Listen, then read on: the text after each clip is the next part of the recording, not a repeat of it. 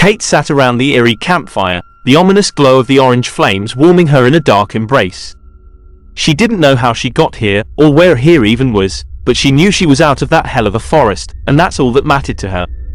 There were 3 other people sitting around the campfire, all of them looking worse for wear just like her, and they glanced up at the deep orange sky like they were expecting something horrible to erupt from it. The other 3 had told their stories of how they arrived in this strange place, with a dark fog whisking them away from their miserable or uneventful lives. Her story caught their attention the most, a story of an innocent girl who stumbled into something far beyond herself. Something evil and malevolent, something with no face. She told her story of how it had stalked her, waited for her to make a mistake, and how that same dark fog had nabbed her away just as the tentacles caressed her blood-streaked face. Now the 3 simply stared at her, their face contorting into expressions of confusion and fear.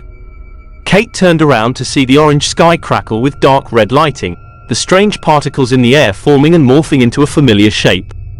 Kate screamed as tendrils reached out of the shadows and grabbed the 3 survivors, snapping their necks and dragging them away into the dark mass. She fell to the now goo-soaked ground as it stepped slowly towards her, savoring her fear and anguish.